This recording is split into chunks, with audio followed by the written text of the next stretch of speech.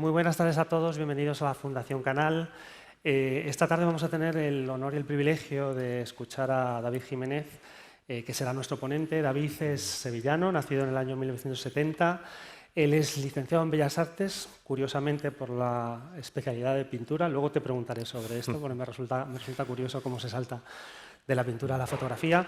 Él lleva trabajando más de 3 décadas y durante todo este tiempo pues, su trabajo se ha ido desarrollando en formato básicamente fotolibros, como has trabajado la fotografía, pero también en exposiciones y proyectos.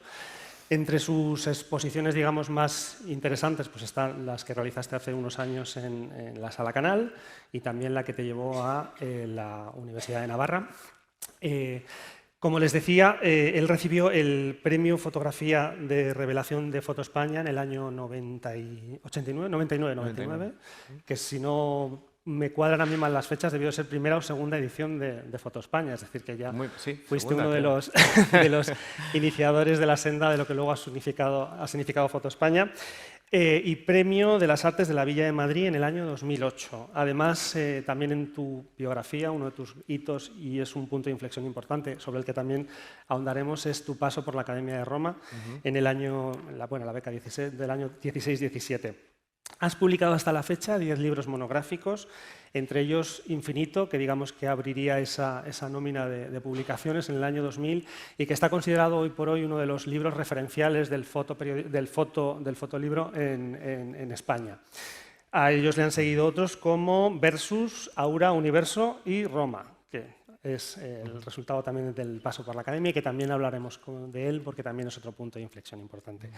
Su obra se encuentra representada en importantes colecciones nacionales e internacionales. Aquí en España tu trabajo lo alberga, por ejemplo, desde la Fundación Mafre hasta el K2M de Móstoles y la colección de KV. Y de manera también natural, van a ver que tiene un gran don de la palabra, imparte charlas sobre la disciplina fotográfica. Yo les dejo ahora con él para que haga su ponencia y luego yo vuelvo y charlamos un ratito, si te parece bien. Claro, gracias, Javier.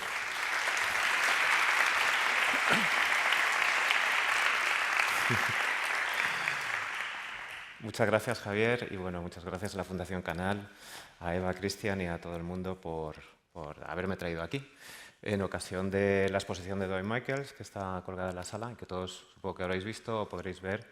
Y él no ha podido venir, y es un gran honor para mí, que tuve la oportunidad de conocerle además hace algunos años y le admiro muchísimo desde el principio de mi carrera, así que bueno, pues gracias y gracias a todos y a todas por venir. Estoy un poco abrumado por este auditorio de 2 partes, no estoy acostumbrado y vamos a ver cómo lo puedo hacer. Igual me reparto. En fin, empiezo directamente. Tengo el mando por aquí, ¿no? Para pasar las fotos cuando empecemos a ver. Vale, quería hacer una pequeña introducción sobre el asunto que vamos a hablar. La charla se titula Fotografiar lo invisible. Bueno, yo la primera pregunta que quería haceros es, para pensar qué es lo invisible, ¿no? Podríamos preguntarnos qué consideramos lo visible y qué importancia tiene, ¿no? Porque yo creo que podremos estar de acuerdo en qué es aquello que es visible, que es lo que ven supuestamente nuestros ojos, pero hay una consideración importante que hacer ahí, ¿no? Y es que el hecho de que la visión realmente se produce en nuestra mente, no en nuestro ojo. El ojo es el instrumento de la visión. Sin ellos no veríamos, pero realmente estamos viendo las cosas en nuestra mente. Y esto ya de por sí a mí me haría sospechar, ¿no? Es decir, nuestros ojos además ven una visión muy fragmentaria de la realidad, nuestro punto de foco y de nitidez es muy pequeño, nuestros ojos se mueven y sin embargo lo que vemos en la mente es algo bastante coherente, ¿no? Como que tiene una solidez y una consistencia. Y eso, según muchos expertos y según incluso desde filosóficamente hace mucho tiempo que se ha hablado de eso, ¿no? De que realmente lo que estamos viéndolo con la mente y está muy condicionado por aquello que pensamos sobre cómo son las cosas, qué significan y qué esperamos de ellas, ¿no? De modo que esa es la primera consideración. Lo visible es, creo que estaremos de acuerdo, solo una pequeña parte de la realidad, ¿no? La realidad, digamos, la realidad de aquello que existe, que también es un concepto curioso, ¿no? Que es lo que existe y lo que no. Pero verdaderamente lo visible es solo una pequeña parte. La realidad contiene muchas cosas que son muy importantes y que aparentemente no se ven, ¿no? O sí, nuestra mente sí puede verlas, ¿no? Igual que vemos esa imagen del mundo curiosamente condicionada. Por eso, la pregunta fundamental es si lo que llamamos realidad es algo que está ahí fuera, por decir algo, o es algo que está dentro de nuestra mente. Yo creo más en esta segunda hipótesis y, por consiguiente, estoy de acuerdo, por ejemplo, con José Antonio Marina, un filósofo español, que afirma que el mundo, para cada persona, es en realidad la suma de los significados que esa persona es capaz de comprender en la realidad. José Antonio Marina dice incluso, hay una frase muy corta que dice, vemos desde el significado. Cuando yo estoy mirando, estoy viendo significados directamente, aunque no soy consciente de ello, ¿no? Si yo veo una silla, por ejemplo, un ejemplo, algo muy de andar por casa, no estoy viendo solamente una forma, no estoy viendo solamente un objeto coloreado que tiene una forma y una disposición, sino que veo una silla. Sé lo que es una silla, comprendo lo que es y, de hecho, si lo que quiero es sentarme, esa silla la estoy viendo como el objeto que necesitaba y, por lo tanto, no la estoy viendo igual que si a lo mejor en ese momento una silla no me interesa, ¿no? Un ejemplo también de una visión muy condicionada por nuestra necesidad o por nuestra pregunta, interrogación interna sería, no sé, si yo estoy en casa y no encuentro mis llaves, ¿dónde las he puesto, no? Una cosa tan sencilla como esta. Normalmente, si rebobináis en vuestra mente las veces que os ha pasado, normalmente podemos dar una vuelta por casa y realmente en ese momento no estamos viendo más que la posibilidad de unas llaves, ¿no? Puedes pasar tus ojos por muchísimos objetos que prácticamente, aunque se produce la visión en el ojo, pero no te están interesando y ni siquiera están, pues eso, están en tu intelecto. Simplemente estás mirando aquellos huecos donde sabes que pueden estar las llaves. Tu mente está trabajando también con aquellas imágenes del recuerdo de dónde pueden haber estado, dónde las viste la última vez, o con qué fotograma las tienes relacionadas. Y por lo tanto es un ejemplo muy sencillo y muy de andar por casa, pero de algo que te hace ver que cuando miramos no estamos mirando simplemente que ven nuestros ojos, estamos mirando, como dice José Antonio Marina, desde el significado. William Blake, por ejemplo, también hablaba de otra cosa, incluso más profunda, que es lo que él llamaba la doble visión. La doble visión de William Blake, lo que quería decir es que con esta doble visión él se refería a ver más allá de la superficie de las cosas, ¿no? Ver significados, un poco como decía Marina, que no son tan obvios. Si yo veo una flor, a lo mejor no veo solamente una planta que tiene una serie de partes y una función reproductiva de esa planta, sino que lo que veo es un símbolo de algo. Si veo una nube, no veo una masa de agua condensada, sino que veo otras cosas, ¿no? Y eso es algo que él llamaba la doble visión. Bueno, yo creo que sea de la manera que se produzca esa doble visión, sea una manera más poética, o sea, una manera distinta, pero es fundamental o muy importante en lo que creo que llamamos arte, ¿no? El arte es un método de conocimiento, en eso también creo que coincido con muchísimas personas que han hablado de qué es el arte, por muy difícil que sea decir qué es, y creo que el arte es una herramienta de conocimiento, y como tal, creo que una de sus funciones es revelar en el mundo cotidiano, en el mundo que todos tenemos a nuestro alcance, nuevos significados y, por lo tanto, nuevas maneras de... La obra de arte, y la fotografía se cuenta entre esos medios que son capaces de hacer eso, es capaz de hacer que nuestro conocimiento del mundo sea algo más profundo, quizá, porque nos ha ayudado a ver cosas que estaban ahí siempre delante nuestra, pero que no nos habíamos percatado, ¿no? No porque el objeto no estuviera a nuestro alcance, sino porque el significado con el que estamos mirando esa cosa no se nos había ocurrido, ¿no? Creo que sería largo, pero todos tenemos ejemplos de que mentalmente somos limitados y superar esas limitaciones, ¿no? Ampliar el campo de lo que para nosotros es posible, a nivel de significados, por ejemplo, es algo muy importante, ¿no? Si eso fuera cierto, el arte podría tener un papel como mediador y como método de conocimiento importantísimo, ¿no? A mí me parece que sería una cosa impresionante, estupenda, el poder ampliar ese conocimiento del mundo. El conocimiento no es solo racional, ¿no? Que eso es otro tema de discusión. Hablando de fotografía, la fotografía es un medio curioso porque precisamente la cámara fotográfica registra algo aparentemente parecido a lo que ven nuestros ojos, ¿no? Entonces podemos caer en la tentación de pensar que la cámara es simplemente una especie de registro, de fotocopia de un fragmento de realidad. Y sin embargo, precisamente el medio fotográfico, con esa literalidad que a veces posee, aparente, nos puede revelar hasta qué punto el mundo es algo que estamos viendo a través de nuestra mente y de las preguntas que nos hacemos, ¿no? No creo que exista una sola imagen fotográfica que no responda a una pregunta interior, sea sencilla o sea compleja. Las hay muy sencillas. Una mera foto, por ejemplo, de recuerdo en un viaje. Como veis, me gustan los ejemplos de cosas muy sencillas porque creo que hasta en eso se puede detectar, ¿no? Una foto de viaje no es meramente un recorte de realidad. Lo que pretende es evocar la experiencia de lo que está ocurriendo, ¿no? Que puede ser un viaje familiar, y entonces todos nos hacemos la foto, queremos aparecer todos, pero en realidad lo que se está intentando hacer es un registro de una experiencia, y esa experiencia estaremos de acuerdo que no es algo visible necesariamente, ¿no? Incluso en una foto familiar, pues, ¿no? Si me aceptáis el ejemplo, estaríamos ante un ejemplo de fotografiar lo invisible.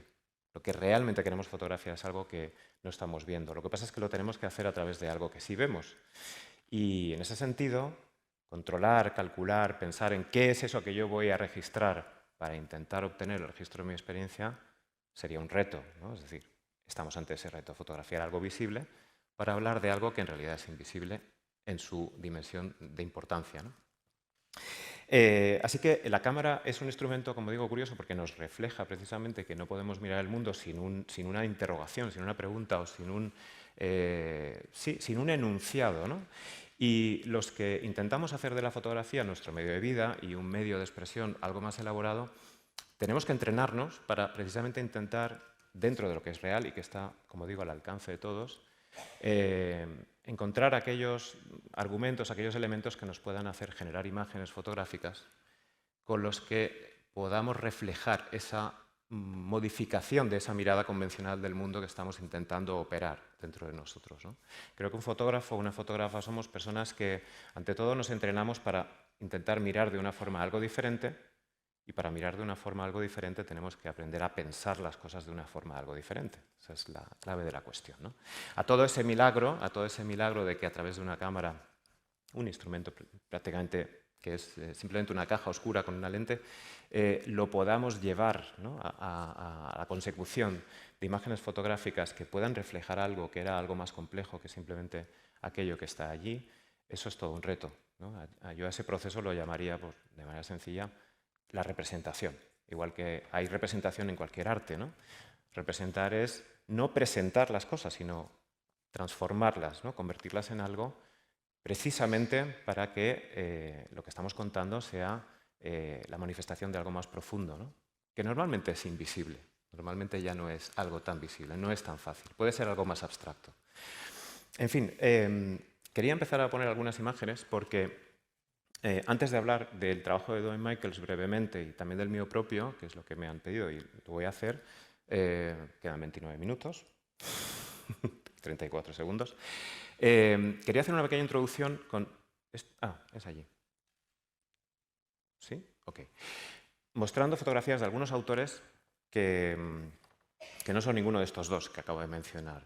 Y es para hablar precisamente de que cuando... Dwayne Michaels es un fotógrafo que obviamente se empeña en fotografiar cosas que no son visibles, ¿no? La propia comisaria de la exposición, Enrique Viganó, hablaba de que Dwayne Michaels pretende hablar de sentimientos, de miedos, de emociones, de deseos, y es cierto, ¿no? Y también tiene intereses que son, bueno, pues abstractos, como la naturaleza de la realidad, cómo se comportan las cosas. Ese interés lo compartimos mucho. Yo, por ejemplo, en mi trabajo no suelo tratar tanto cuestiones como tema, digo, no trato cuestiones tan emocionales o digamos, como la muerte, ¿no? A lo mejor como Dwayne Michaels sí se enfrenta a esos temas, pero sí estoy profundamente interesado en eso que él también lo está, que es la naturaleza de las cosas, ¿no? Cómo funcionan las cosas, y en mi caso en particular, luego cuando muestre mis imágenes os lo intentaré volver a contar mejor, la relación que hay entre las cosas, ¿no? Lo que hay, quizá intuyendo que detrás de las relaciones más lógicas y aparentemente normales que hay en la realidad, hay toda una serie de hilos subterráneos, ¿no?, y de conexiones no visibles, precisamente, que están haciendo que las cosas no sean lo que son, sino lo que son en relación a otras, ¿no?, lo que son en resonancia con otras. Eso es uno de mis temas de trabajo. Pero antes de eso, mostrar fotos que son de la historia de la fotografía y de autores que no tienen mucho que ver a veces con nosotros, pero para hablar de que cualquier fotografía es precisamente, creo yo, una manifestación de que no solamente fotografiar lo invisible no es difícil, sino que es casi inevitable, ¿no? Esta es una fotografía de Roger Fenton, muy famosa, es una de las fotografías famosas, vamos a decir así, más antiguas de la historia de la fotografía, ¿no? Tiene un título muy rimbombante que se llama La sombra del Valle de la Muerte. No. ¿El Valle de la Sombra de la Muerte? Bueno, perdonad, no me acuerdo el título exacto, pero le quiso poner un título así muy poético, porque la foto es muy sosa, ¿no? Realmente es considerada una de las primeras fotografías de guerra más importantes. Y me diréis, ¿y dónde está la guerra, no? Claro, estamos en 1860 aproximadamente, 55-60. La fotografía lleva un recorrido como medio técnico muy escaso, entonces los tiempos de exposición eran muy largos y la fotografía, digamos, sí que podía reflejar la realidad, ya con bastante nitidez, como veis, pero no podía captar el movimiento bien porque los tiempos eran muy largos. Si tú tenías que hacer una exposición de varios minutos, pues no podías, salvo que lo simularas, sacar, por ejemplo, a los soldados que estaban en esta guerra, ¿no? Esto es la guerra de Crimea. Curiosamente, ahora también Crimea está en llamas, ¿no? Pero en 1855 estaba así. Entonces Roger Fenton va allí y, aparte de hacer algunas fotos de encargo de los generales y fotos de pose clásicas, hace esta foto intentando hacer ver al espectador lo que debió ser aquello a tenor de las balas de cañón que vemos en la fotografía. Hay quien dice que esas balas, las que están en medio del camino, las puso él, ¿no? Eso nunca se sabrá. Pero puede ser, ¿no? Puede ser que en una de las primeras fotografías, cuando pensamos que la foto entonces era, bueno, pues los tipos llegaban allí con la cámara y disparaban y ya está, ya entonces hubiera esa sensación de que la imagen, de lo que contaba y la imagen no era tanto la copia de la realidad, sino que la imagen iba a expresar algo a través de los elementos que iban a estar en ella, ¿no? Entonces esas balas de cañón se supone que representan eso. Bueno, en el fondo vemos una imagen visible, pero estamos hablando de algo invisible aquí, que es todo lo que no se ve, toda esa batalla que aconteció ahí pero que ya no está, ¿no?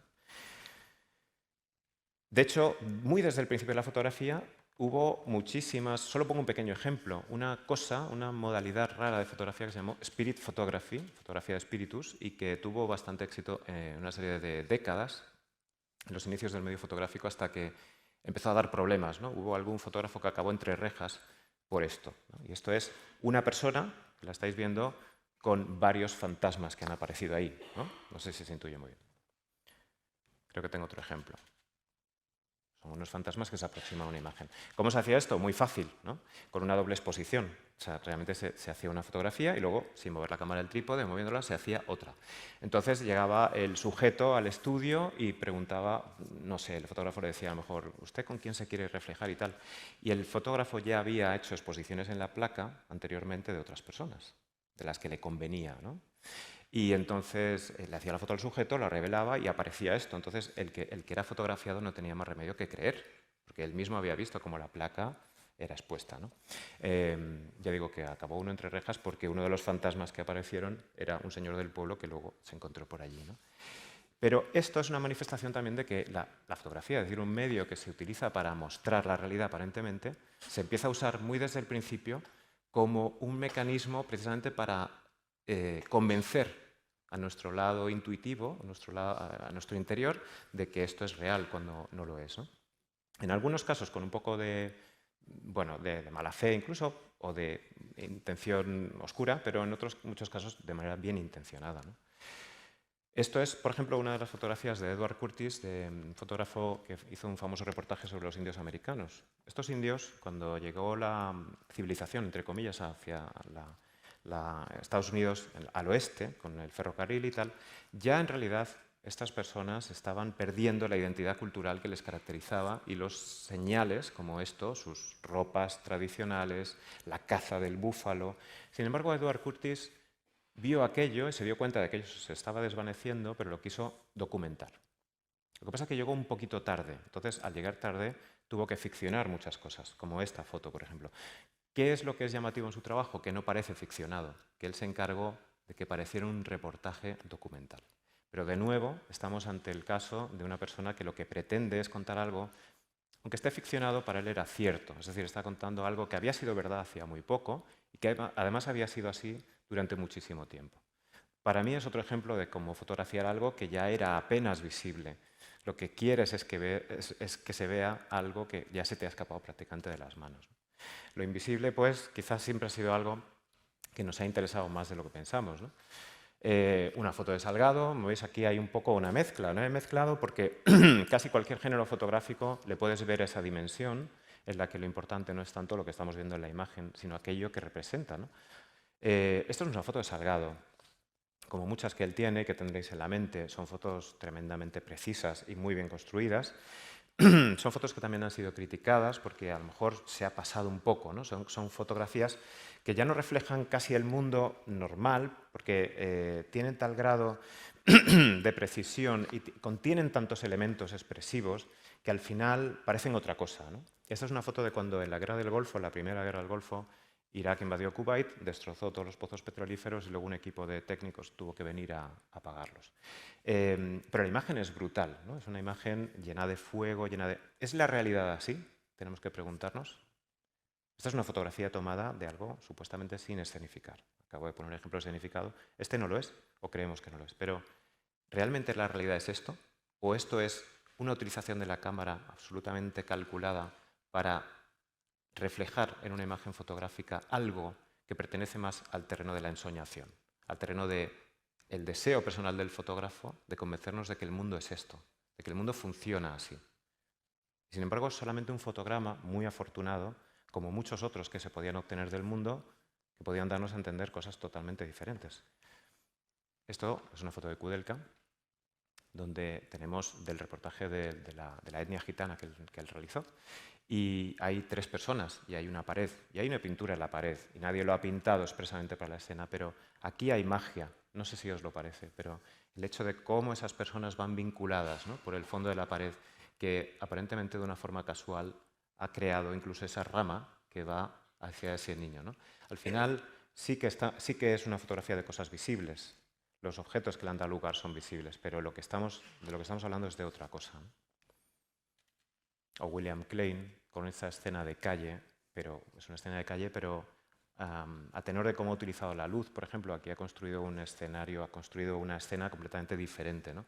Un mundo casi onírico. Hemos perdido a través del negro las referencias de varias cosas que nos permiten soñar que eso ya no es tan simplemente la realidad, ¿no?, sino que es casi un poema visual. Mark Cohen, bueno, podríamos seguir hasta el infinito, ¿no?, casi con cualquier fotografía. Esta es una fotografía muy rara, ¿no? Mark Cohen era un fotógrafo que fotografiaba en sus ambientes más cotidianos, sin necesidad de un tema concreto. Él no estaba contando ni la inmigración ni nada, o sea, no había un tema como tal. Es un ejemplo curioso de cómo se pueden hacer fotos sin un tema, digamos, que tenga un sustrato social, conceptual, como lo sabemos llamar, ¿no?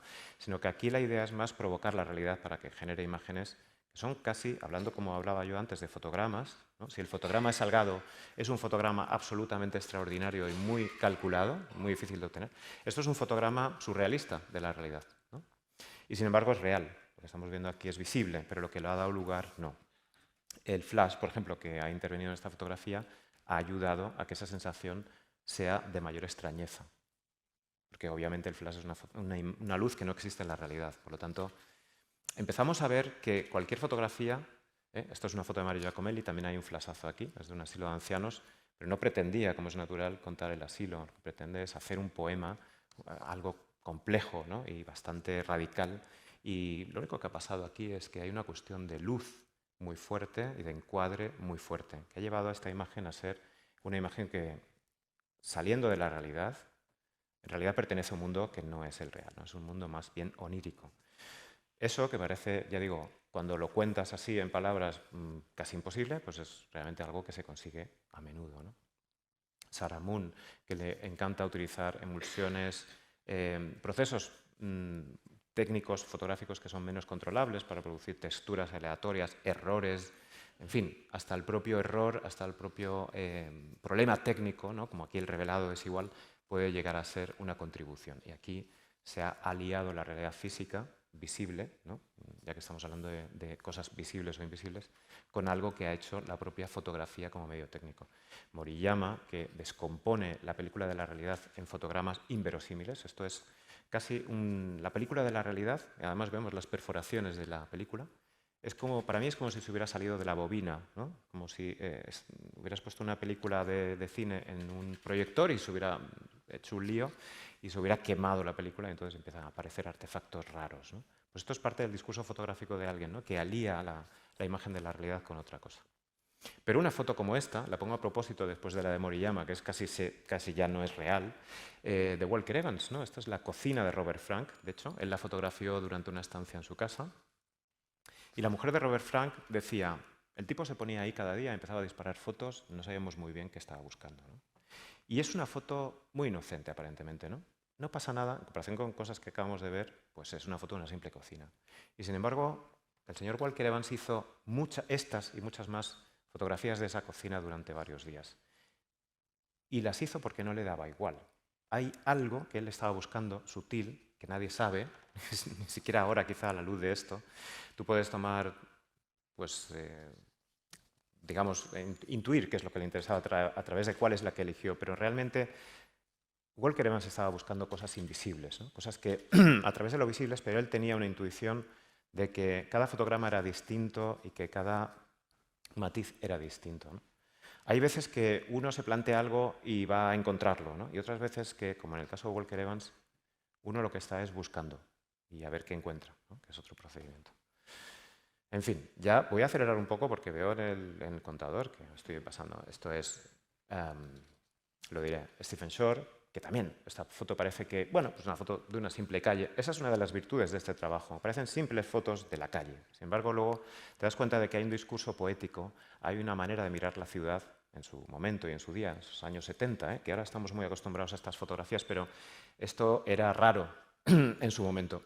Para empezar, era raro que fuera en color, para ser un discurso artístico, y para continuar, no se hacían fotos con una poética tan de lo aparentemente banal. Bueno, esta es una foto sofisticada, que no lo parece tanto, ¿no? Saul Leiter. En Saul Leiter ya lo vemos más que hay una transformación de esa realidad, ¿no? Si en Stephen Shore era un poco más difícil de ver porque parecía demasiado natural, pero no lo era muy buscado. En Saul Leiter sí que vemos a un tipo que está en la realidad, pero que está mirando otras cosas, ¿no? Aquí hay una escena en un vagón de metro, el tipo tiene ahí un pie, no sé si veis que hay un pie que está como en el borde del fotograma, pero aquí hay un despliegue de algo raro que pasa en el espacio, algo un poco perturbador o poético, y no tiene mucho que ver con los objetos fotografiados, tiene más que ver con la manera en que eso ha sido mirado. Y esta foto es imposible hacerla sin que tú estés mirando cosas no por ver, y no estás viendo las cosas, estás en realidad utilizándolas casi como la materia prima para un discurso más abstracto que está en alguna parte de ti, que has tenido que ir entrenando, que has tenido que ir haciendo encontrar su forma, ¿no? A través de las cosas que vemos. Bueno, aquí ya sí que estamos hablando de Dwayne Michaels, aunque no parece. Esto es de Eugene Adjet. Eugene Adjet, un fotógrafo de principios del siglo XX, un señor que salía por las calles de París pues, a fotografiar muchas veces al amanecer, las calles vacías, ¿no? Muchas veces están vacías también porque los tiempos de exposición son muy largos y la gente que pasaba se difuminaba. Pero Adjet hizo estas fotos, según se cree, o algunos decían, solo como testimonio, como fotografías que le vendía a los artistas de la época para que las pintaran, ¿no? Como referencias de pintura. En fin, era un señor que parece ser que con todo esto no tenía grandes pretensiones, ¿no? Pero, sin embargo, sus fotografías tienen un aura extraño, ¿no? Destilan una sensación de ausencia, de vacío, de extrañeza, ¿no? Y esta extrañeza no le pasó desapercibida a mucha gente, que lo ha valorado mucho, y entre ellos a Dwayne Michaels, que se impresionó con estas fotos, según él mismo comenta, y fue, y aquí empezamos a hablar de él, una referencia para uno de sus primeros proyectos, un proyecto que se tituló Empty New York, Nueva York vacío. Como veis, esta fotografía ya es una, bueno, aquí hay otra más. Son muy diferentes de las de Adjet por las cosas que estamos viendo, pero la sensación que él quería transmitir viene dada porque él intuye eso que es invisible pero que es potente en las fotos de Adjet y lo intenta incorporar a un discurso sobre Nueva York. Tiene la habilidad de no copiar los encuadres de Adjet, sino que como él es un hombre que cuando lo conozcáis también leyendo sus textos y todo lo que se ha hablado sobre él, veréis que es profundamente inquieto y que es un verdadero creador. Entonces, no se conforma con copiar la forma exterior de las fotos de Adjet. Eso sería la versión fácil, ¿no? Lo que hace es que toma esa idea del escenario fantasma, ¿no? Pero lo adapta a un mundo como más contemporáneo y es el que a él le rodea, ¿no? Esta no es una foto perteneciente a esa serie estrictamente, pero sí con la misma idea. Se dice, bueno, el título pone, hay cosas aquí que no se ven en esta fotografía, ¿no?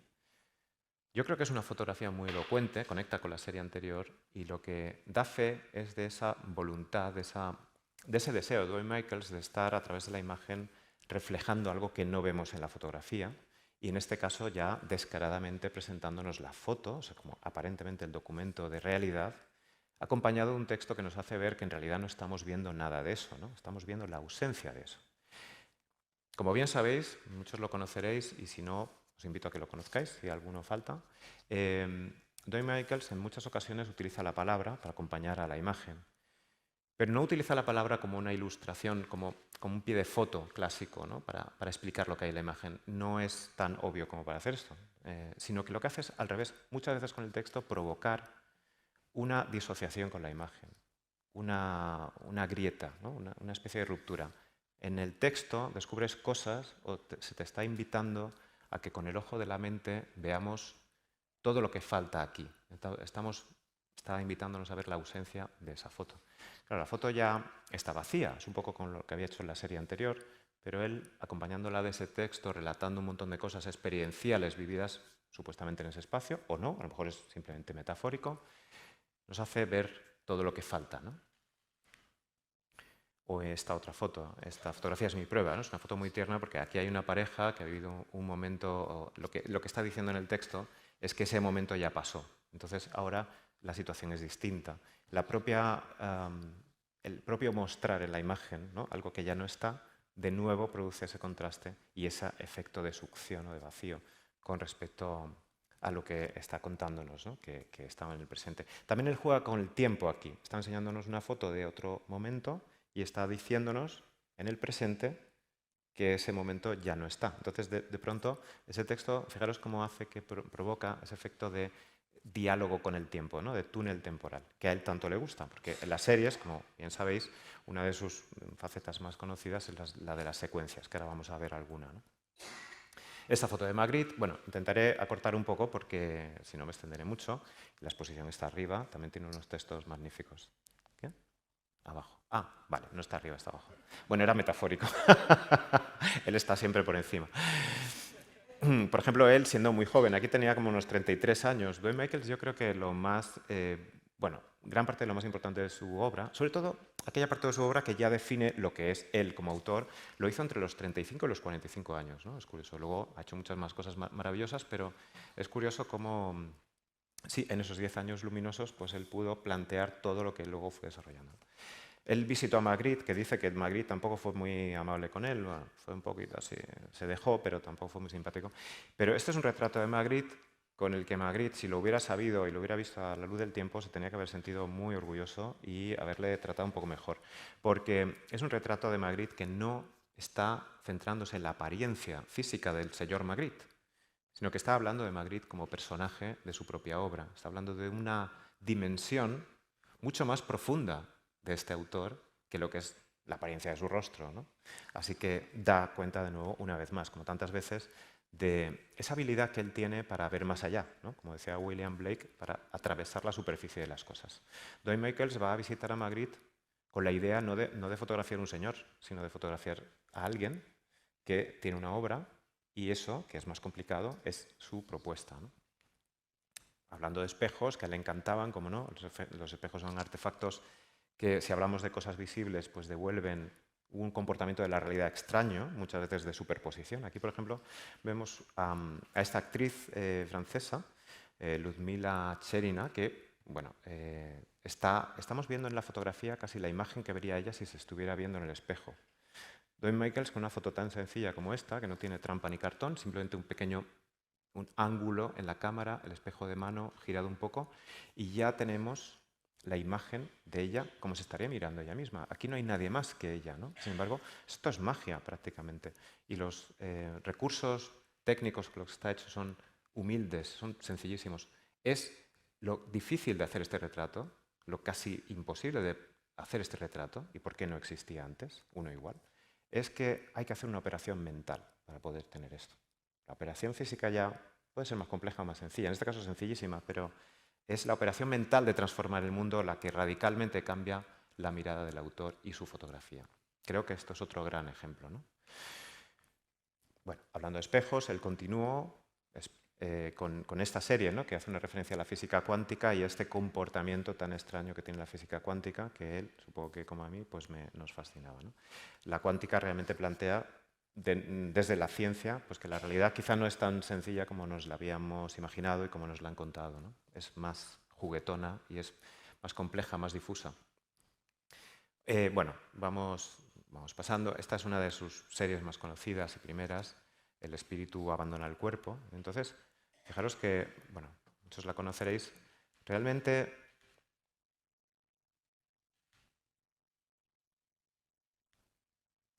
esta es la serie completa. Voy a ir para atrás. Lo que pasa es que la vemos más pequeñita, pero bueno, como a él le gustaba que se vean series completas también y por eso la mostramos, ¿no? Pero fijaros que él, la sutileza que tiene, no solamente en tener la brillante idea de jugar con la doble exposición para hablar de ese espíritu que abandona el cuerpo, sino que está cuidando cada una de las fotografías de esta secuencia para que tenga su lugar, ¿no? Su lugar en la experiencia que el espectador va a vivir, ¿no?, que es lo que a él le preocupa. Yo en eso comparto mucho esa visión. Yo creo que muchos creadores la tenemos, ¿no? Cuando creamos una obra no estamos pensando solo en los demás, pero hay un momento en el que piensas en los demás porque sabes que esa obra, en su formato final, está destinada potencialmente, idealmente, a producir una experiencia en otros. Entonces, cuando tomas conciencia de eso y ya has elaborado un poco tu proyecto, es cuando creo que calculas, controlas cuál es el efecto producido. Y él sabe muy bien cómo producir esos efectos. O sea, no solamente él mira más allá, sino que él también construye la obra para que la experiencia del espectador pueda ser así. Por ejemplo, la siguiente secuencia que... estoy dando para atrás. Bueno, la realidad se está alterando sola. Mi serie favorita, la que yo creo que un poco resume y me parece magistral, es Las cosas son extrañas, ¿no? Things are queer. Os la pongo, seguramente la mayor parte de vosotros y vosotras lo conoceréis. ¿Estoy escuchando una voz? Vale. Es en mi interior, seguramente. Las cosas son extrañas, ¿vale? La vamos a poner y ahora la vemos en completo, pero quedaos con esta idea. Este baño, bien.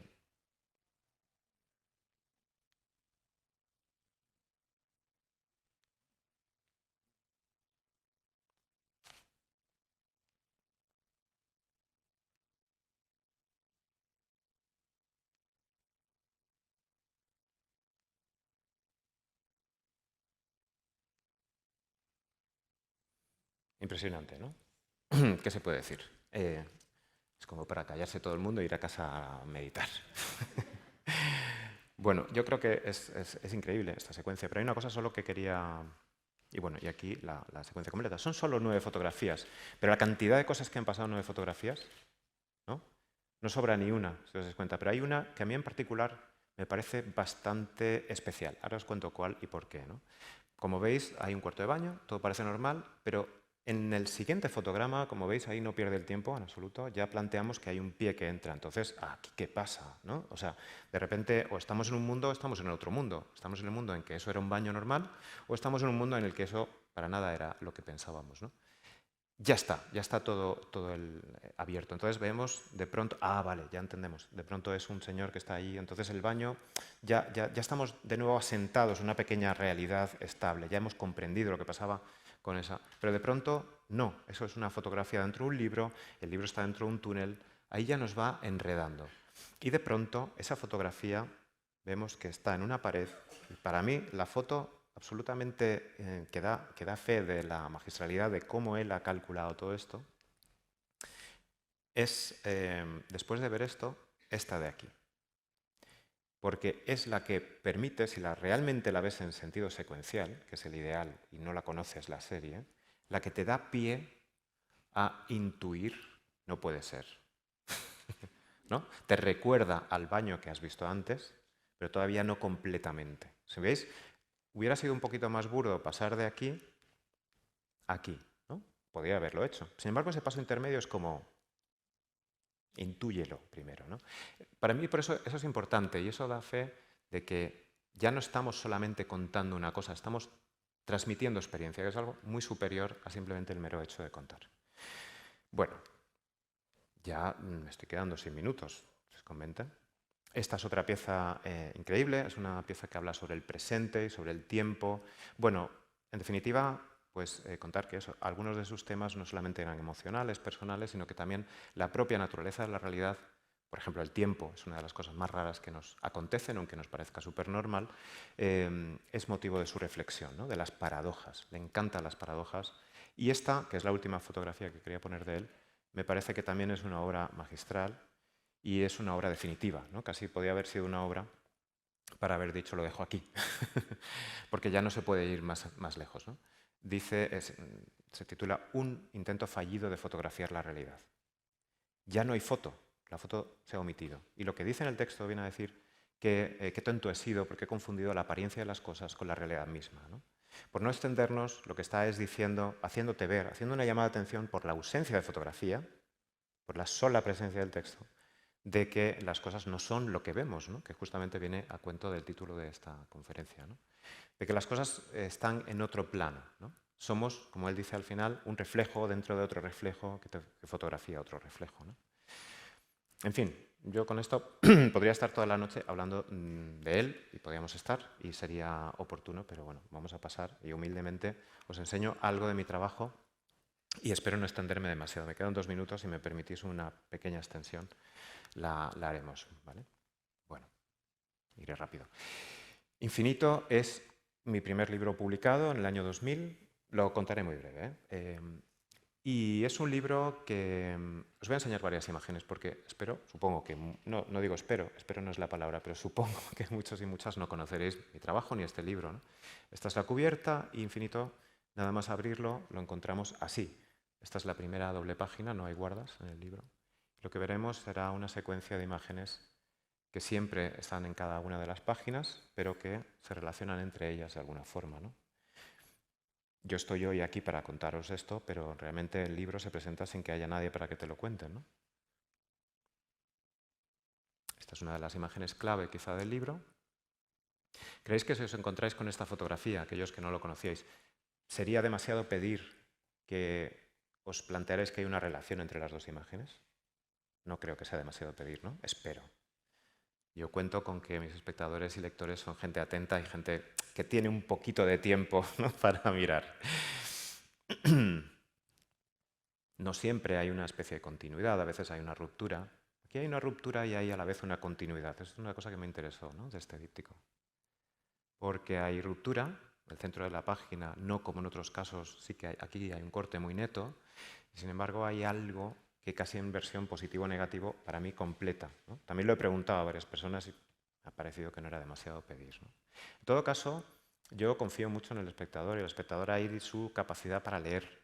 Y para que la capacidad para leer de la gente no va a ser siempre igual. Por lo tanto, intento dejar muchas cosas allí, para que unas sean leídas, quizá otras no, pero que cada uno también haga su propia versión. Pero sí que intento dejar pistas importantes, ¿no? Os voy a enseñar solamente muy rápido un pequeño vídeo. Time's up, me dice la pantalla. Bueno, esto es lo que acabáis de ver, algunas imágenes más. Veis que el libro no tiene ni una sola página vacía, aunque ahora veréis una que es bastante blanca, sino que todo es fotografía, ¿no? Es un objeto fotográfico de principio a fin y esas interacciones entre las imágenes suceden a menudo, otras veces hay rupturas, hay diferentes tipos de encuentro, pero normalmente siempre la imposibilidad de encontrar una relación lógica entre ellas también yo creo que a mucha gente invita a pensar en esos encuentros, ¿no? Esa es mi intención al menos. Luego hay una página un poco extraña que está como por aquí. A ver, aquí. Prácticamente blanca, pero es una fotografía muy blanca con un dedito que está ahí abajo que representa casi el dedo que tú puedes tener en el libro, ¿no? La historia continúa, la historia que no es historia, porque es imposible encontrar un argumento, eso también lo tuve controlado, ¿no? Que ni siquiera accidentalmente se pudiera entender una argumentación. Y hay una página un poco curiosa que ya os la he puesto un par de veces y que quiero que... Bueno, quiero deciros que este libro, hay esta página sobre todo, ¿no? Está puesta a propósito ahí. Y alguna otra, pero sobre todo esta, invita al espectador a decir, esto ya lo he visto antes, ¿no? O esto me parece que, ¿qué pasa con este tipo, ¿no? Está cogiendo los mismos sujetos y fotografiándolos varias veces. Y que este sea el encuentro, ¿no? Lo tenía que hacer así en el vídeo porque si no es una faena hacerlo. Y hay un segundo descubrimiento importante.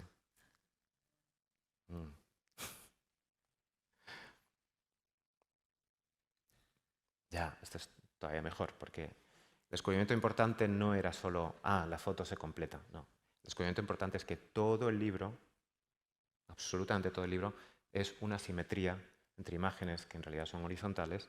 También la otra parte de cada uno de los dípticos, ¿no? Que falta aquí por ver, porque sería la que está en el medio. Igual que vemos una imagen horizontal, los otros dos dípticos, los dos dípticos gozan de la otra imagen horizontal complementaria. Y eso es lo que es infinito, no es nada más que eso, ¿no? Bueno, vamos para atrás. Pues ya está, es que no hay más ni menos. El libro se presenta además sin texto ninguno, que es una cosa muy intencionada para que se presente como objeto a la lectura de cada cual. Yo no creo que necesite un texto. Lo que he intentado es dejar pistas, ¿no? Como esa imagen del you go que conduce. Y bueno, la experiencia después de 25 años de estar publicado este libro me dice que, bueno, no siempre, pero la mayoría de los casos, tras una o dos o tres lecturas, se llega a encontrar esa clave, ¿no? Si no te lo han dicho antes en la librería, claro, que muchas veces cuando venden el libro es como, mira, es un argumento de venta importante y por eso a veces se lo destripan. Pero, incluso con mi editor, tuvimos la duda de si esto podía ser leído como un juego de ilusionismo artificial, como algo ingenioso, ¿no? Y entonces, nuestra respuesta fue, no es eso. Es que incluso ahora que os lo he destripado de alguna forma, ya os he imposibilitado tener la experiencia del descubrimiento, aunque el libro está agotado de todas formas, o sea que hubiera sido difícil, pero a partir del conocimiento de esa estructura, que estaba parcialmente velada, ahí no acaba todo, porque entonces sería realmente una faena, ¿no? Lo que empieza es una nueva posibilidad de lectura del libro, no ya de las imágenes completas, eso es un momento que todos podemos tener. Es más, el seguir viendo el libro con ese conocimiento añadido, pero vuelves a la lectura, ¿no? De los dípticos, ahora sabiendo que siempre hay otras mitades de eso en otro lugar del libro, ¿no? También es un juego que tiene que ver con la mente, con cómo nosotros, bueno, jugamos con el mundo en nuestra mente, en nuestro recuerdo y en nuestra imaginación, ¿no? Y cómo las cosas se... Este libro para mí fue el inicio de una línea de trabajo, que en diferentes versiones espero, no siempre exactamente igual, ha sido importante, ¿no? Y es jugar con el diálogo entre las imágenes y no tanto con las imágenes sueltas. Muchas veces me piden una foto para algo, necesito que sea un díptico o incluso así no me quedo satisfecho, porque es que lo que es importante aquí no es tanto la imagen ni siquiera el díptico, es un poco el conjunto, ¿no? Y ahí es donde yo apunto, ¿no? A construir con mis pequeñas piezas una especie de puzzle, una especie de juego, de ente que tiene algo de vida. La vida está en que puede tener más lecturas, ¿no? Ahí es donde yo puedo decir orgulloso que creo que están vivos, ¿no? Mucha gente me dice, tus libros de vez en cuando los cojo de la estantería, ¿no? Sobre todo me ha pasado con Infinito, o alguna gente me lo ha dicho, ¿no? Pues sabes que Infinito de vez en cuando lo cojo de la estantería. Esto me parece el mayor halago que te pueden hacer con un libro de estas características. Si os dais cuenta, los libros casi siempre están en la estantería quietos. Ya los has visto, ya está. Es como un asunto de posesión, pero no solemos recurrir a ellos, ¿no? El hecho de volverlo a ver, entiendo, espero que sea el testimonio de que entiendes que este objeto puede ser leído más veces y quizá encontrando otras cosas. Ojalá. Otro proyecto, ya brevemente, Aura, es un proyecto que realicé en India durante muchos años.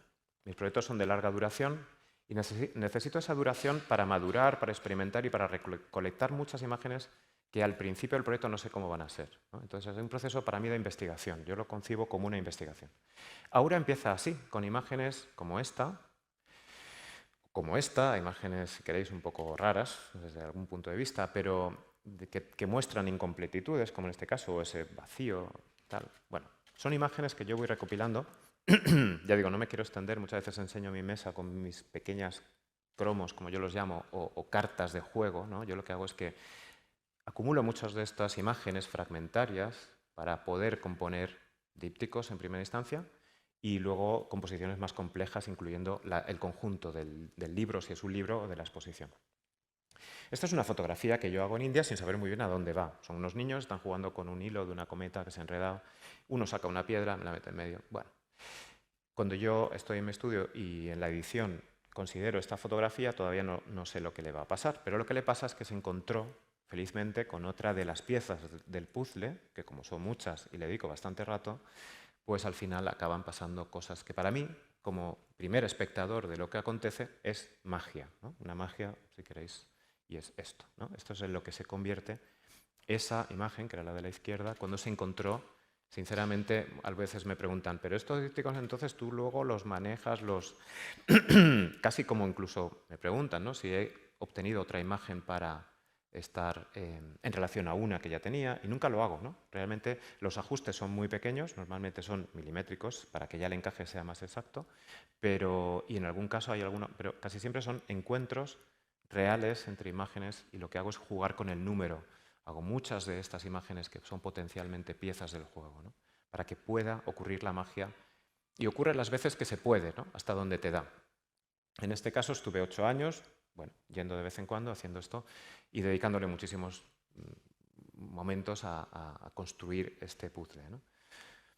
Y esto es de lo que va Aura. Es como potenciar una de las facetas de Infinito, que era esa especie de, sí, de pequeña magia en miniatura que se puede producir con la amalgama o la fusión o la resonancia entre imágenes. En este caso, jugando más con la idea de fusión o de alquimia, ¿no? Alquimia fue una palabra clave para mí. Alquimia en el sentido de que la alquimia, como es transmutación, estas dos imágenes no solo se están relacionando, sino que están casi, bueno, yo por lo menos creo, espero, confío en que haya una ilusión que se pueda producir en quien lo está mirando, la ilusión de que, vale, en el plano real son simplemente dos imágenes, pero en el plano onírico aquí está ocurriendo algo, ¿no? Esto es lo que ocurre con la fotografía del perro que os había enseñado antes. A propósito, os la pongo y ves luego lo que ha pasado, o la del pájaro. Esta foto tiene un poquito de ajuste luego, en final, pero básicamente son encuentros azarosos que se producen. Y el azar es mi gran amigo o aliado, ¿no?, en este caso.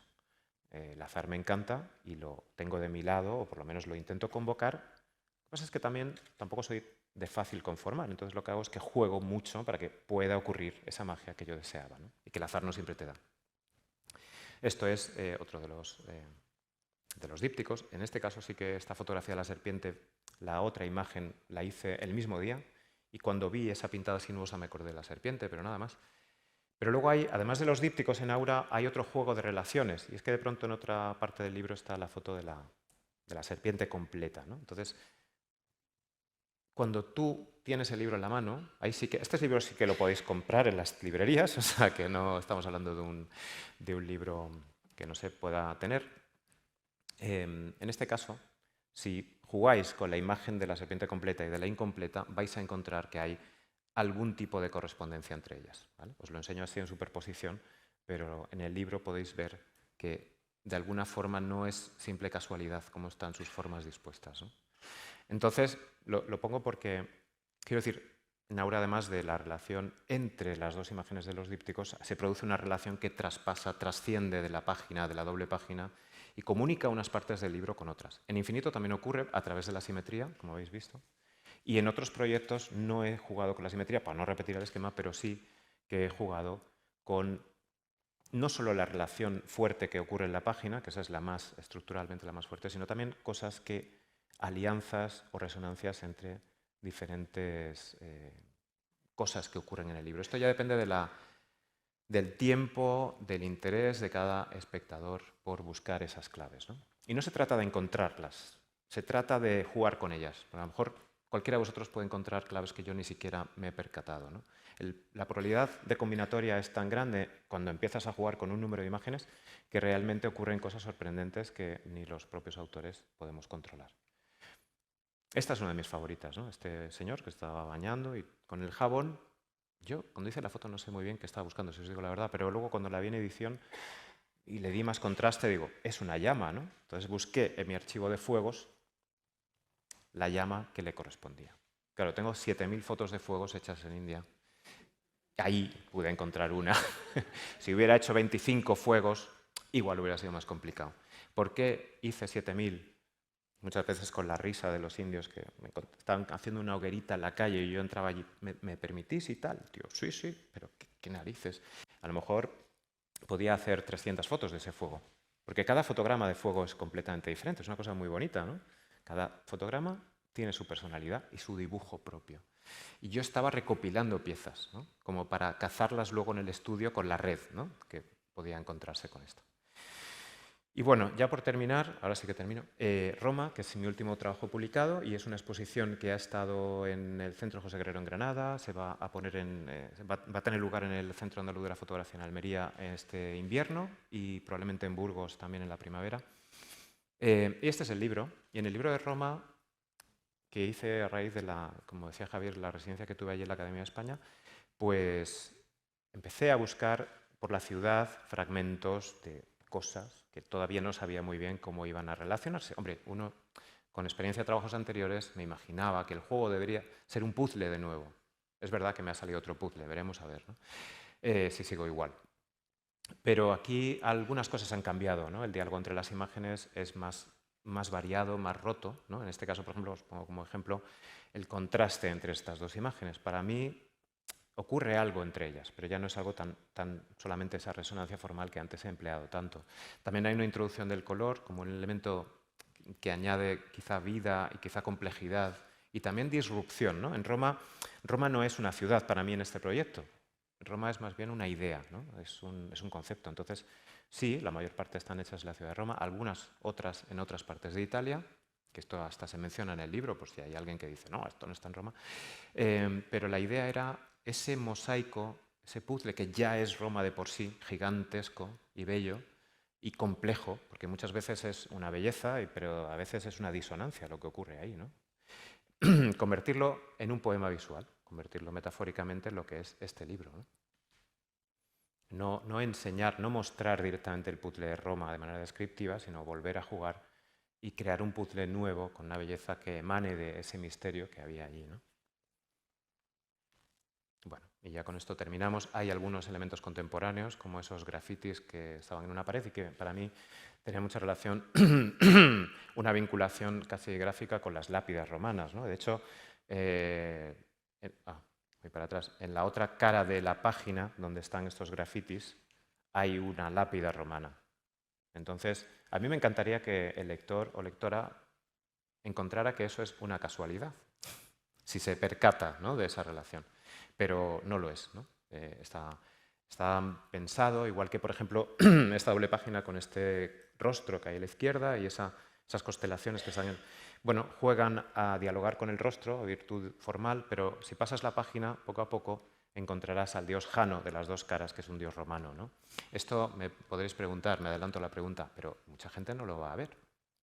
Ya, pero está ahí, ¿no? Es importante que esté y que un día se pueda encontrar. Y aquel que lo encuentre se lleva ese premio, ¿no? Porque si no lo ves tampoco es grave, esa es la idea. Y bueno, ya por último, en este libro, aparte de esos juegos de relación, con esto acabo, una de las que he explorado en el libro Roma, está tímidamente explorado en otros proyectos anteriores también, ¿no? Y es el jugar con, bueno, algo que vais a ver en un pequeño vídeo de 30 segundos, prometo que ya. Esta es una doble página del libro. Aquí hay un fragmento de un relieve y también de una pared que hay un reflejo de luces de color. Y la otra, la siguiente doble página es esta. Bueno, pues ahí hay unos brazos, ¿no? El brazo que está aquí a la izquierda y el que está aquí a la derecha, pues van a conformar, si ocurre un milagro, que vamos a ver en este vídeo pequeño, lo hice ayer con el móvil o antes de ayer en casa, porque si no lo muestro en vídeo, sino con la foto superpuesta que quería, no vais a ver. Pero hay algo que puede ocurrir, ¿no? Si la luz acompaña y si la casualidad acompaña, o si la búsqueda acompaña. Y es... Ya lo estáis intuyendo, ¿no? Claro. Pues eso es lo que se ve, ¿no? Lo que se ve al trasluz, la mano que le coge el rostro y que lo coge con tal delicadeza y tal manera que espero y entiendo que cuando alguien lo viva, ¿no?, lo vea, pues entienda que... Bueno, en realidad no es tan importante que se vea que es intencionado. Lo que importante es que te levante un poco, ¿no? Que te erice un poco el vello. A mí me lo haría, ¿no? Yo creo que todos los autores hacemos aquellas obras que nos hubiera gustado ser espectadores de ellas, ¿no? De alguna forma lo intentamos o lo buscamos. Y intentamos transmitir esa experiencia pues, a través de lo que hacemos, ¿no? Y bueno, con esto finalizo. Ya ahora lo que me pregunte Javier. Gracias.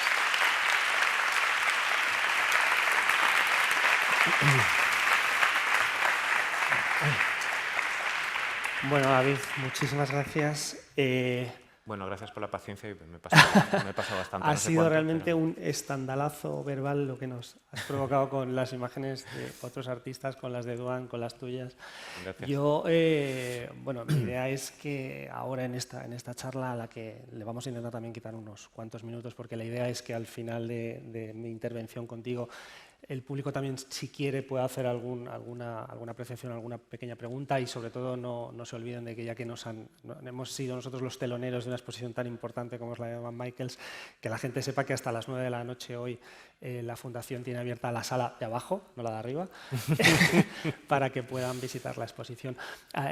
Yo quiero, en esta charla, yo creo que hacen muy buen trabajo aquí en el canal cuando hacen la selección de los artistas o los ponentes que vais a hacer las charlas, porque hay un hilo muy sutil, conductor, que conecta entre la exposición y el ponente. Y es verdad que tanto Duan Michaels como tú sois dos creadores que os une esa idea de ese gusto, esa búsqueda por lo invisible.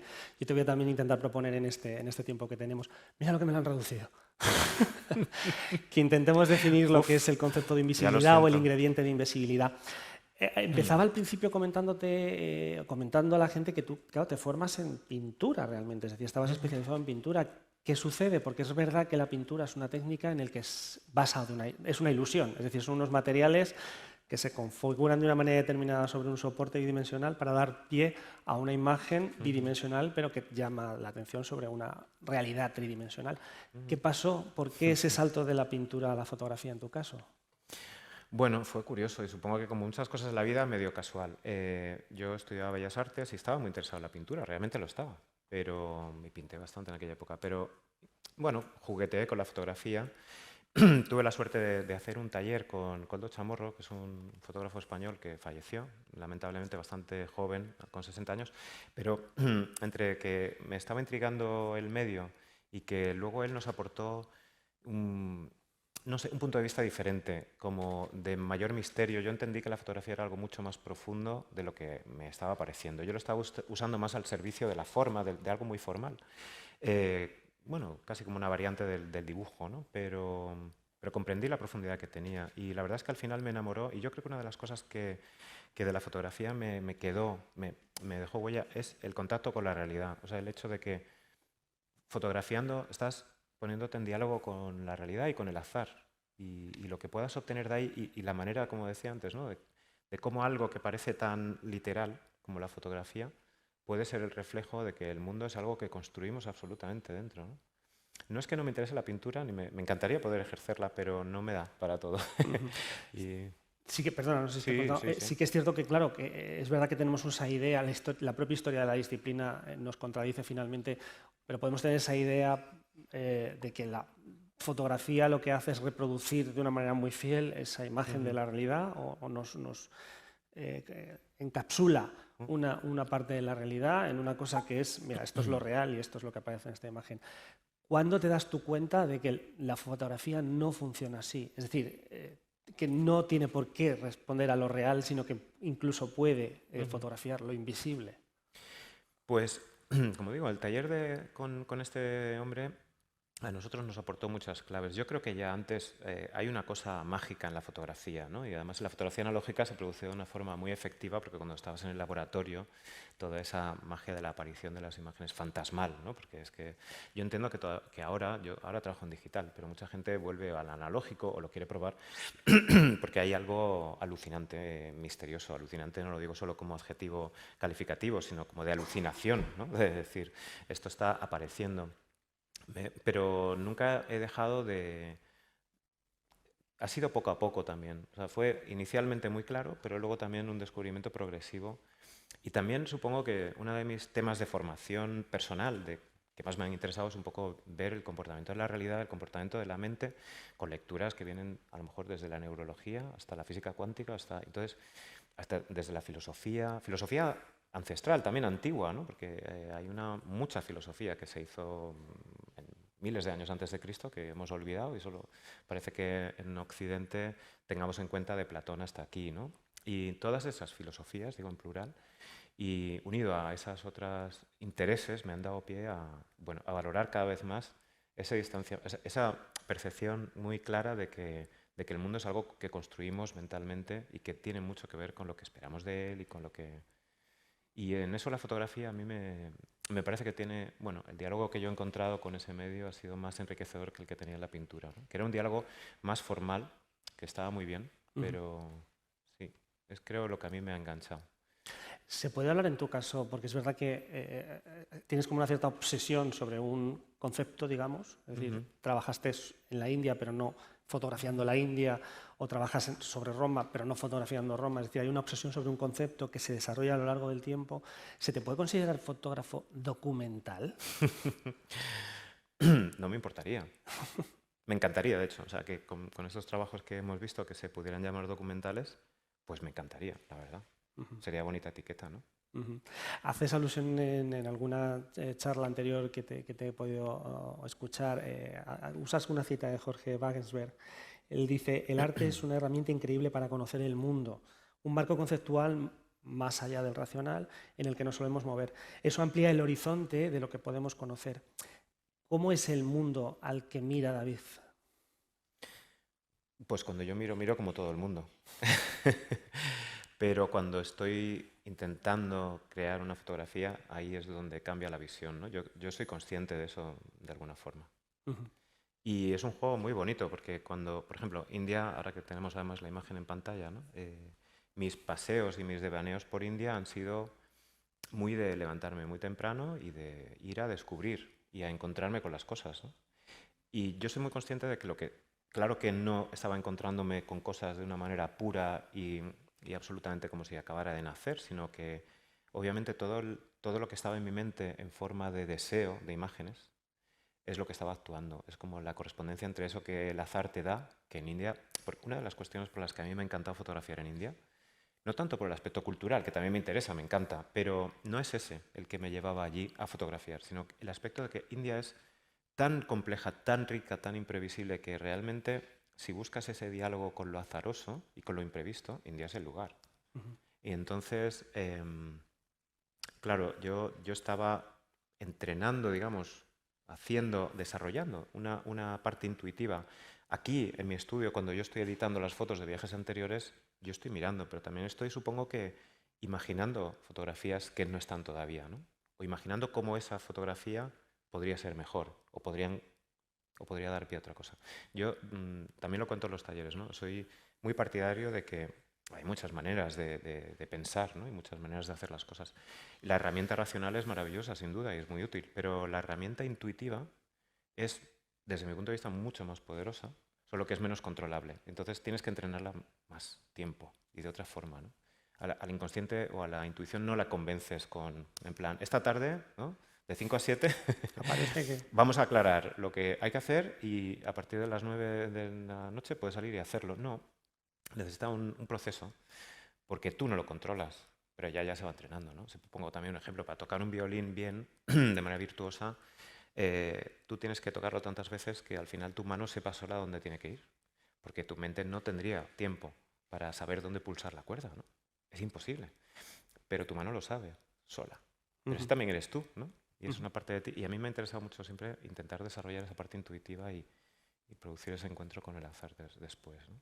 Claro, hablas de azar, pero también hay un elemento clave en tu trabajo que es la interconexión. Todo está interconectado.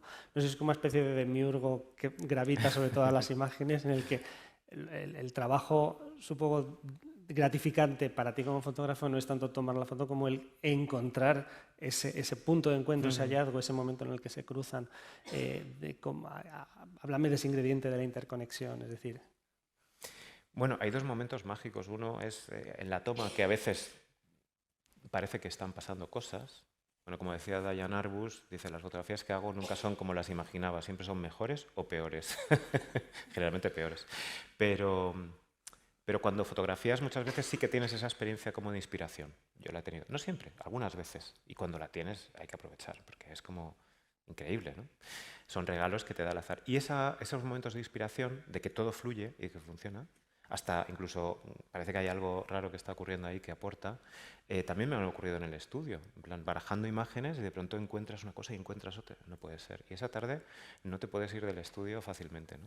Y yo me voy muy contento cuando eso ocurre. O sea, los momentos de inspiración vienen tanto en la toma como en la, como en la edición. Para mí es sumamente importante. Y es en la edición donde ocurre eso que decías, ¿no? De la interconexión.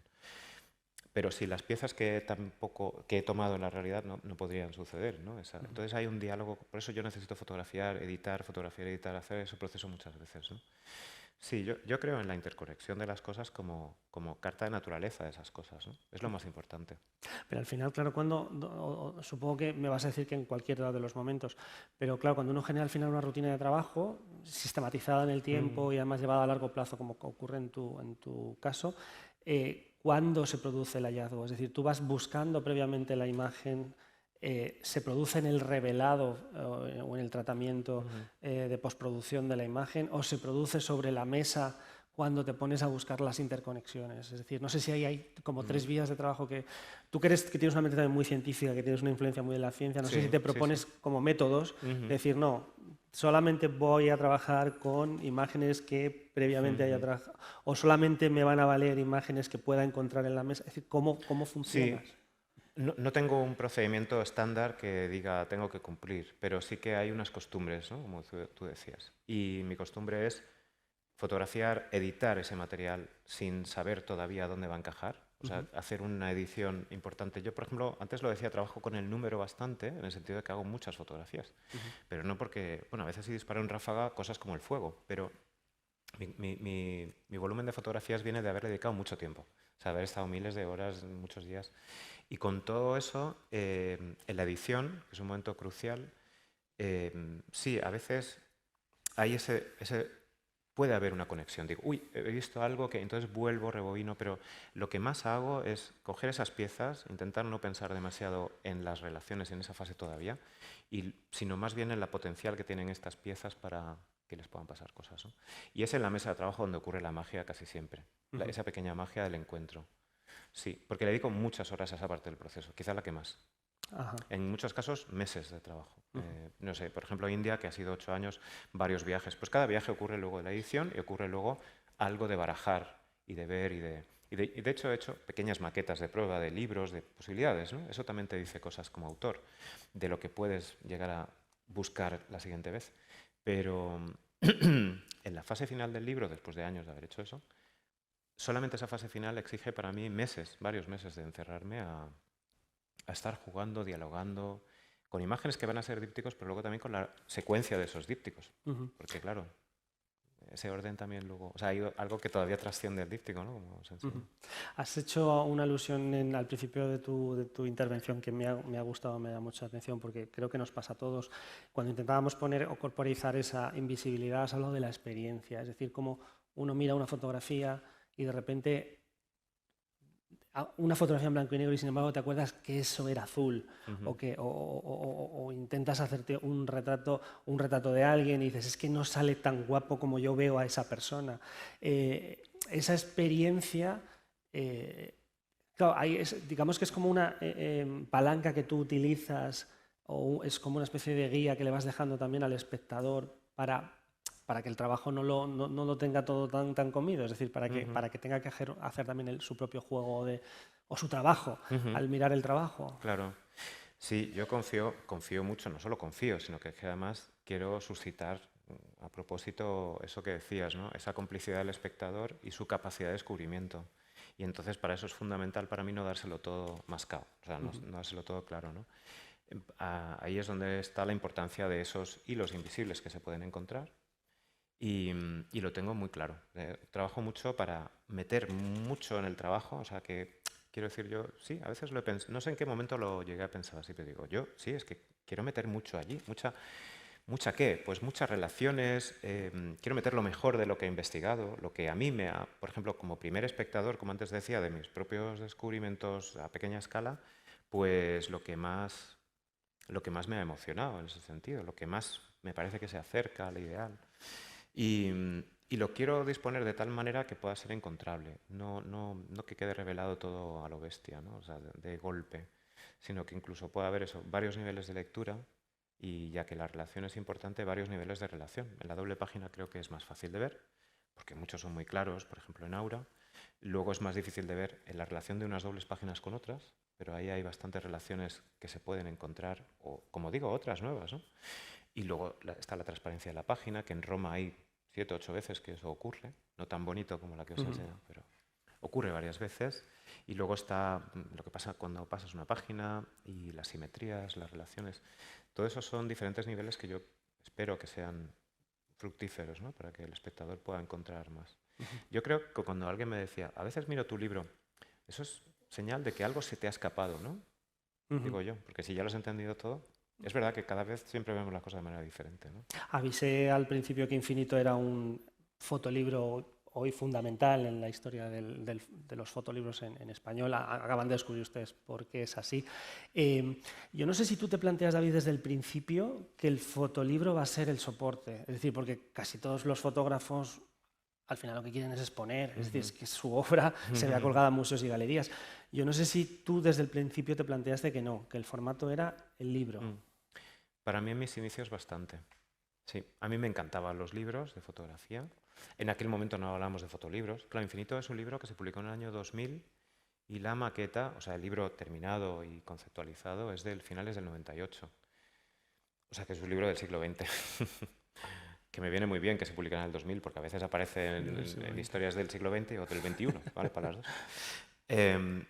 Pero en aquel momento no se hablaba mucho del fotolibro, no se hablaba, no se utilizaba esa palabra y no se tenía tan claro. Se han hecho fotolibros o lo que hoy llamamos fotolibros durante toda la historia del medio, es decir, libros que son obras, ¿no? Que están concebidos como obras, pero no había un ambiente donde invitar a eso. Yo es verdad que me gustaban mucho los libros y fui en su época, esto es una anécdota que han contado a veces, en la Biblioteca del Reina Sofía antes estaba organizado por disciplinas y no como ahora está todo. Claro, la complejidad de las disciplinas se ha vuelto tan imposible de clasificar que ya no los clasifican por disciplina. Pero antes fotografía estaba en una sección y me la peiné entera durante meses de mi vida viendo todo lo que podía. A mí me encantaba el libro, ¿no?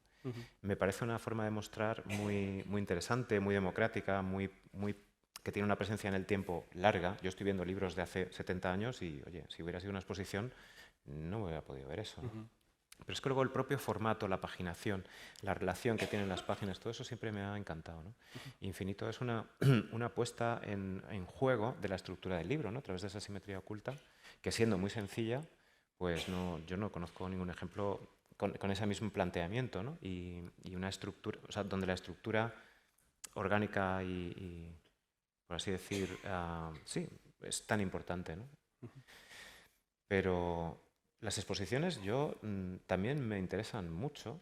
Yo creo que ahí donde más lo pude trabajar fue en la exposición del Canal de Isabel II que tú has mencionado y la del Museo Universidad de Navarra. Y posteriormente en esta de Roma también he podido contar. Y es que para lo que a mí me gusta hacer una exposición necesito unos medios importantes, que hasta el 2019 con esa exposición en el canal yo no había tenido esa ocasión de contar, pues sí, con presupuesto que es necesario para hacer esas cosas y espacio. Y el canal además era el canal de Isabel II, digo, una sala que en los inicios míos como fotógrafo era una sala que fue importante ya en los años 90, 92, tal. De hecho, tuve alguna obra en una exposición colectiva, igual que aquí también en la Fundación Canal, hace, no sé, 20 años, les puse una fotografía, que lo estábamos recordando antes, ¿no? Bueno, a lo que voy. En las exposiciones también intento dialogar con el espacio. Y eso te iba a preguntar, que cómo salta un fotolibro a una exposición canónica. Claro, para mí no salta tal cual, sino que para mí uno de estos proyectos, que no he hecho tantos, he hecho muy pocos porque les he dedicado mucho tiempo, ¿no?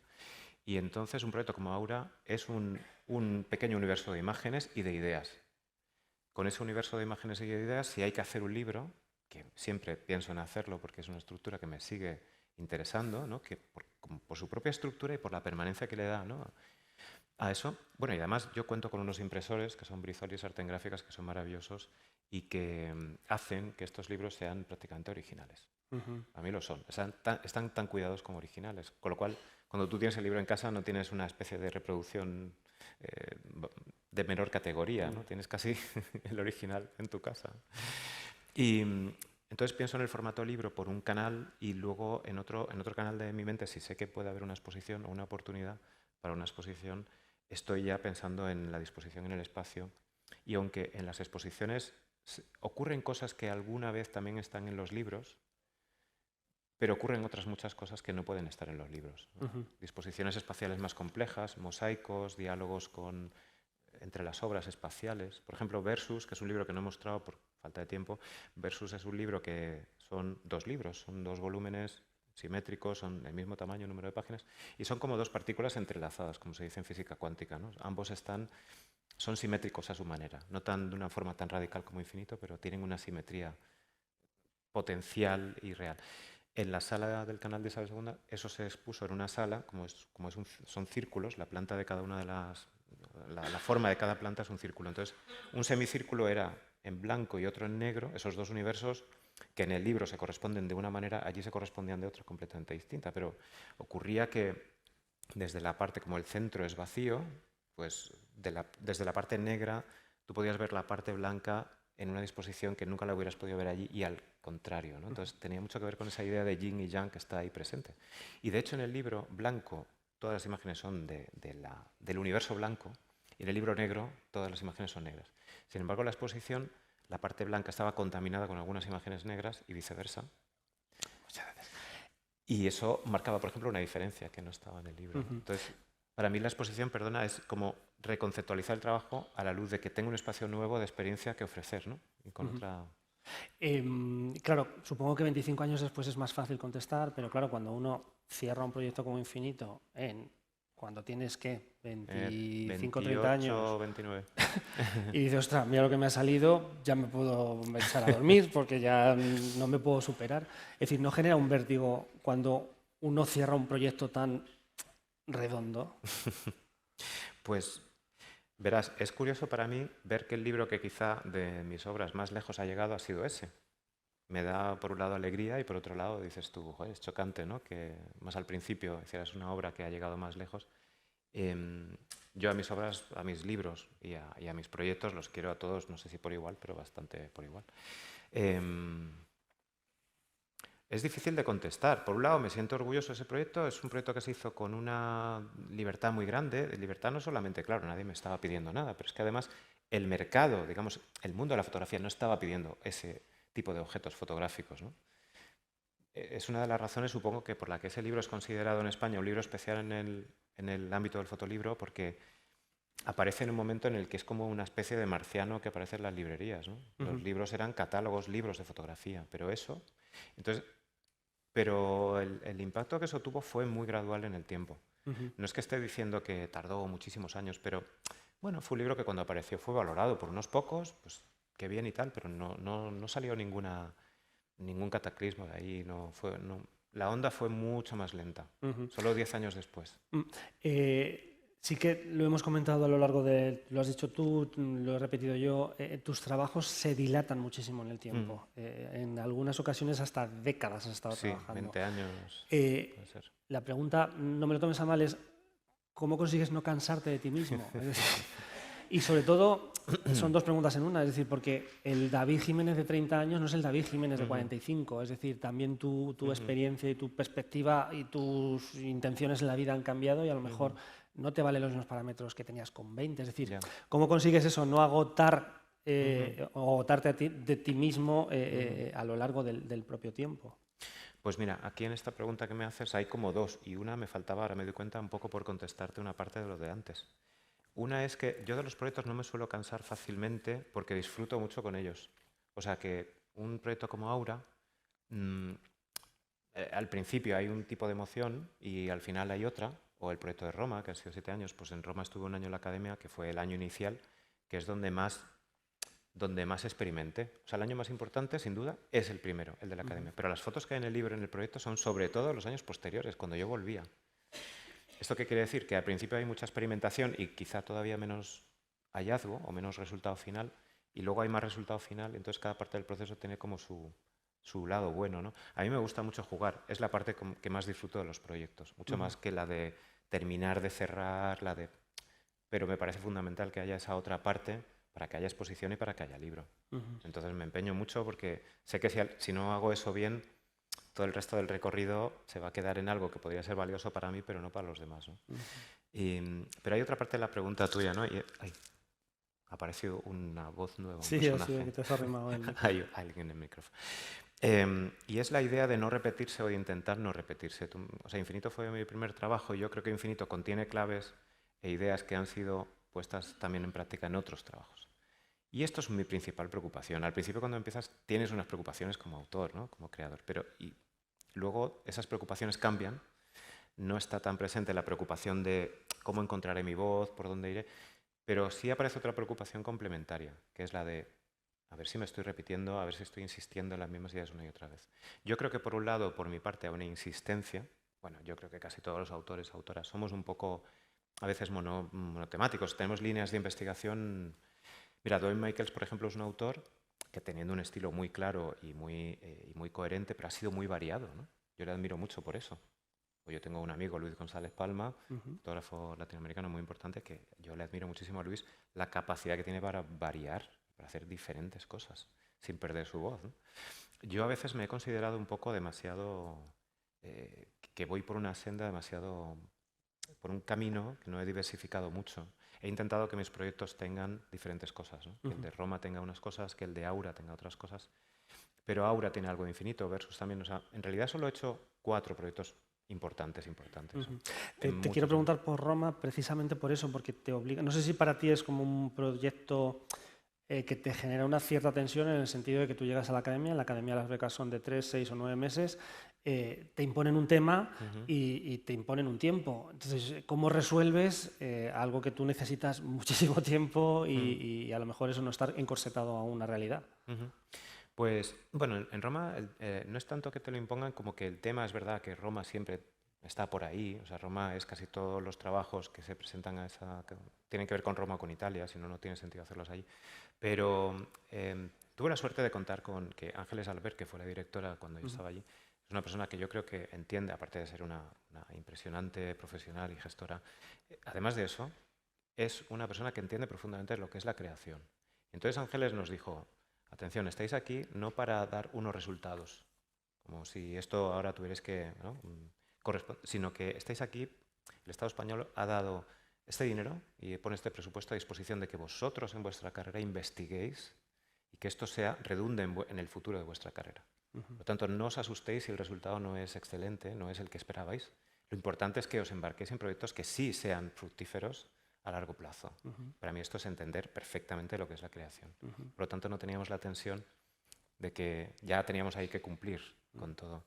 Y eso se notó. Cuando yo creo que, bueno, como un profesor, cuando piensa que sus alumnos y alumnas son inteligentes, realmente luego ocurre, pues igual también aquí esto ocurrió en la academia, ¿no? Gracias a su talento y talante de decir esto así. Entonces, todos estábamos, y yo también lo aproveché para intentar investigar. Y para de ahí, bueno, yo sabía que mi proceso sería más largo, pero no pasaba nada. Te hago un par de preguntas más antes de pasar a las que nos han pasado del público. Vamos a intentar contestar un poquito más rápido para no irnos demasiado del tiempo. Una es inevitablemente sobre el color, es decir, que el color hace irrupción en Roma, pero igual que Van Michaels, igual que García Alix, igual que Graciela Iturbide. Es decir, ¿por qué os seduce a los fotógrafos tanto el blanco y negro? ¿Lo invisible es blanco y negro? Pues puede ser. Bueno, yo creo que el blanco y negro, hay una cosa muy obvia con el blanco y negro, muy, muy obvia, y es que el blanco y negro, en relación al color en fotografía, bueno, que podéis no estar de acuerdo, pero yo por lo menos creo que hay una cosa muy obvia, es que vemos la realidad ópticamente, la vemos en color. Entonces, el blanco y negro en una imagen es un paso más de alejamiento con respecto a la imagen que vemos con nuestros ojos, que vemos de la realidad. Ese pequeño paso de alejamiento, te puedes alejar más de la realidad también en color haciendo otras cosas, múltiples, pero ya para empezar con el blanco y negro tienes un pasito de retirada. En la imagen estás viendo ya más una imagen que una realidad. Eso yo creo que a muchos, me incluyo entre ellos, nos ha ayudado a elaborar imágenes que ya no tienen... se han separado un poco del contacto con la realidad, creo. Luego la imagen blanco y negro sintetiza, es decir, que al eliminar el ingrediente color, por ejemplo, el color yo creo que influye mucho en los tintes emocionales que tiene una fotografía, emocionales.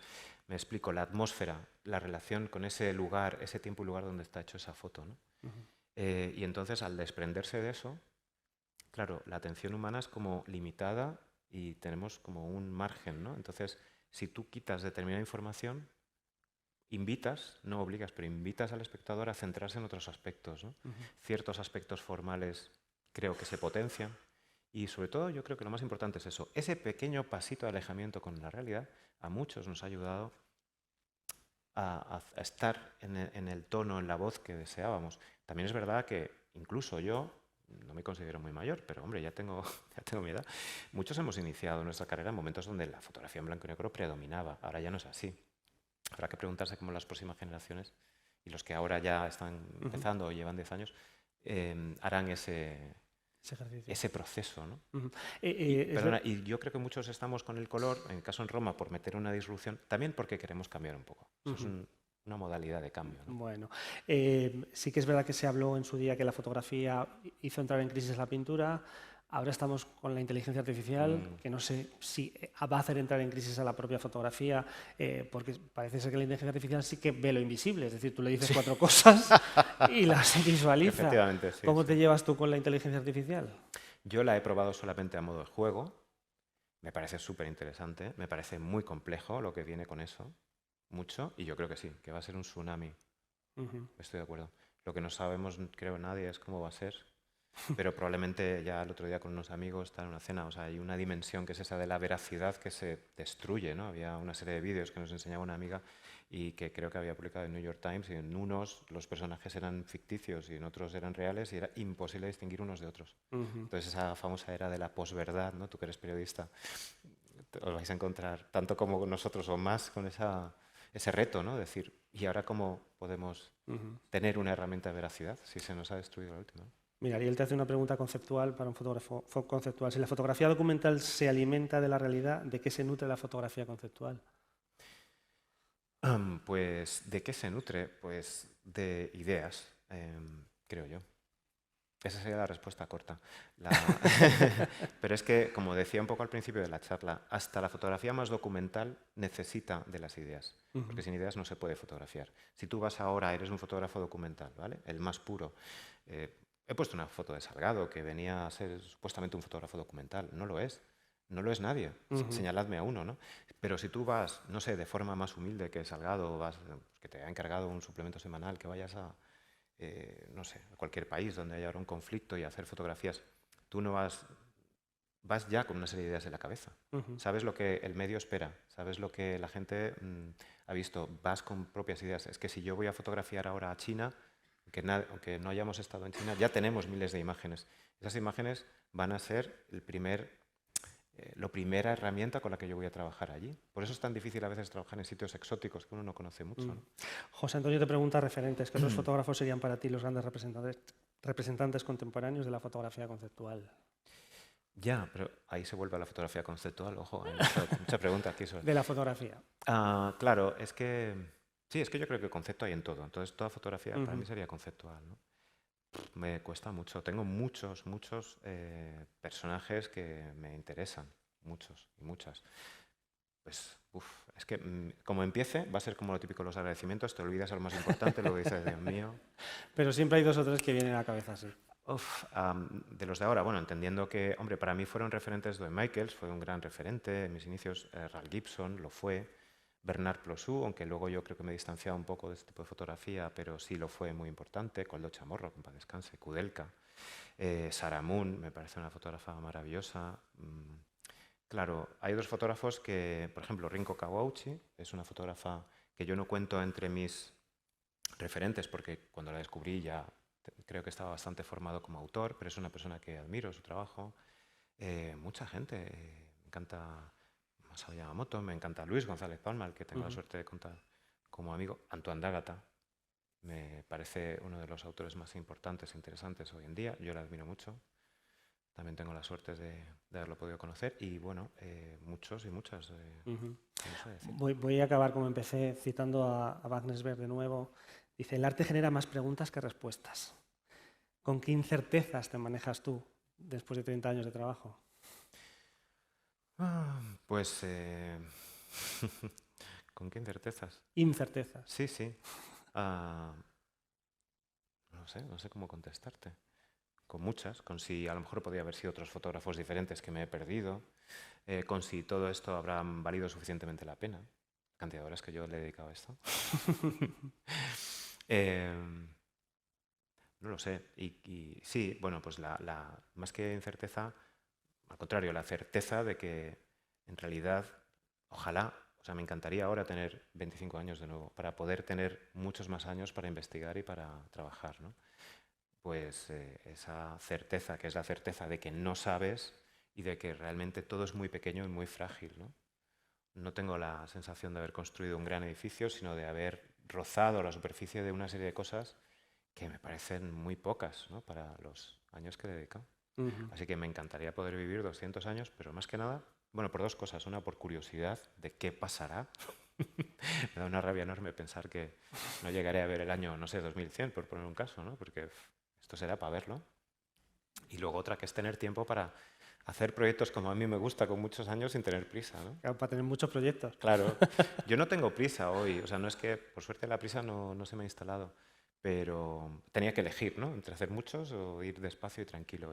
Y realmente he sido más ambicioso, creo, con mi vida personal, en el sentido de que lo que creo que es más importante es estar a gusto y en paz y vivir bien, que con mi vida profesional, decir, hay que llegar muy alto, ¿no?